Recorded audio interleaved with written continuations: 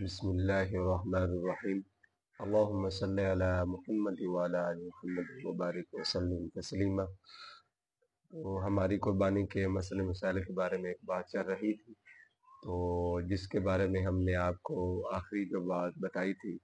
کہ اگر حاملہ جانور سے ذبح کیے یعنی کہ اس نے قربانی کی ہے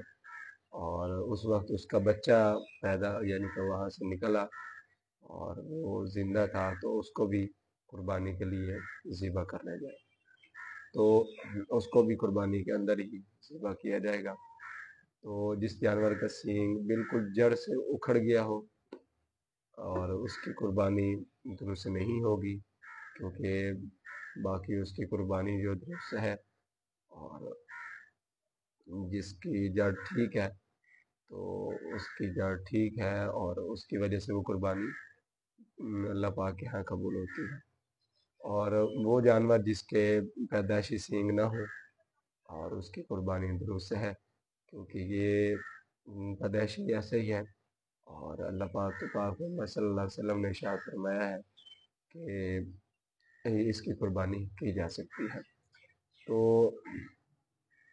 ایک بات اور ہے کہ بڑے جانور میں شریک حصہ دار میں سے کوئی فوت ہو جائے تو اس کے یعنی کہ وہ رسا کی طرف سے بشرطیہ وہ بالغ ہو اور ان کی اجازت سے ان کے حصے کی قربانی درست ہے۔ تو یہ چیزیں ہیں جو آپ کو بتائی گئی ہیں، اس میں سے ایک تو یہ ہوگا کہ جب بھی ہم نے قربانی کرنی ہے تو ان چیزوں کا ہم نے خیال رکھنا ہے کہ ان چیزوں میں سے کوئی ایسی چیز تو نہیں ہے جو ہمیں شریعت روک رہی ہے اور ہم کر رہے ہیں۔ تو اللہ تبارک و تعالیٰ سے دعا کرتے ہیں اللہ تبارک و تعالیٰ ہم سب کی قربانیوں کو قبول فرمائے، اور زیادہ سے زیادہ دعا کریں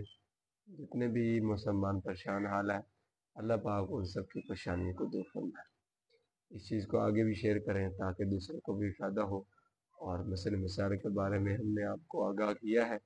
آپ اس چیز کو آگے بھی شیئر کریں تاکہ ان کا بھی فائدہ ہو جائے۔ اللہ پاک ہم سب کا حامی و ناصر۔